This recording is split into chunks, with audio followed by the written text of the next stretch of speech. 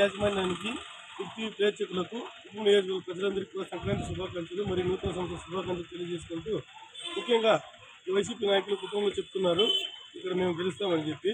మీరు కుటుంబంలో చేసినటువంటి అరాచకాలు అన్నీ కూడా కుటుంబ నియోజకవర్గ ప్రజలందరికీ తెలుసు.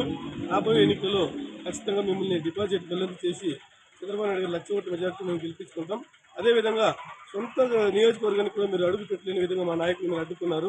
మా పైన అందరూ పైన అక్రమ కేసులు పెట్టి ఈరోజు ఎంతో మంది మీద ఎన్నో రకాలైన కేసులు పెట్టారు. మీరు వీటన్నిటి కూడా మేము సమర్థవంతంగా న్యాయపరంగా ఎదుర్కొంటాం. అదేవిధంగా రాబోయే ఎన్నికలలో దీనికన్నిటికీ మీకు గుణపాఠం చెప్పేదానికి కుటుంబ నియోజకవర్గ ప్రజలందరూ కూడా సిద్ధంగా ఉన్నారు. మేమందరూ కూడా మా నాయకుని 1,00,000 ఓట్ల మెజార్టీ గెలిపించుకుంటామని చెప్పి కూడా ఈ సందర్భంగా మేము తెలియజేసుకుంటున్నాం. వర్గంలో వైసీపీ నాయకులు ఇలా మున్సిపల్ ఎలక్షన్ గెలిచేసినాము, లోకల్ బాడీ ఎలక్షన్ గెలిచేసినామని చెప్పి పెద్ద గొప్ప గొప్ప మాటలు చెప్తున్నారు. ఇప్పుడు మీ అరాచకాలు మీరు ఏ విధంగా గెలిచారనేది ప్రజలందరూ కూడా చూశారు, ఈరోజు తెలుసుకున్నారు. మీరు గెలిచారు కానీ నైతికంగా తెలుగుదేశం పార్టీని గెలిచింది.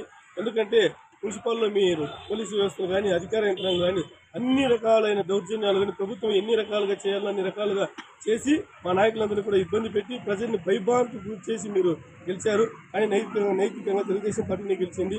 దీనికి ఉదాహరణ మొన్న జరిగినటువంటి మీ కౌన్సిల్ సమావేశంలో కూడా మీ కౌన్సిలర్ తెలియజేశారు మేము ఓటుకు ఎంత ఇస్తామని చెప్పి.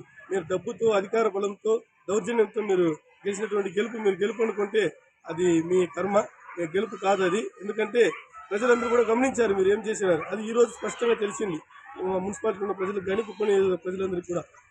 మీరు అదేవిధంగా గ్రామాల్లో జరిగినటువంటి లోకల్ బాడీ ఎన్నికలలో కూడా ఈ డబ్బు ప్రభావంతో మీరు గెలిచినటువంటి సందర్భం ఈరోజు క్లియర్గా మాకు అందరికీ కూడా తెలిసింది. రాబోయే ఎన్నికలలో ఇలాంటిది ఏది కూడా పనిచేయదని చెప్పి ఈ సందర్భంగా నేను తెలియజేస్తూ ఉన్నా. ముఖ్యంగా మీరు చేసినటువంటి ఈ అరాచకాలు కుప్పం నియోజకవర్గంలో ఈ దాడులు ఈ దౌర్జన్యాలు ఎప్పుడు కూడా లేదు. కుప్పం నియోజకవర్గం అంటే ఒక ప్రశాంతతకు మారుపేరైన ఈ కుప్పం నియోజకవర్గంలో మీరు చేసినటువంటి రౌడీయిజం ఈ దౌర్జన్యాలన్నీ కూడా ఇక్కడ ఉన్నటువంటి ప్రజలు దాన్ని హర్షించరు. వాటి అన్నిటి కూడా సమాధానమే రాబోయే ఎన్నికల్లో మీకు తెలుస్తుందని చెప్పి కూడా ఈ సందర్భంగా నేను తెలియజేస్తాను.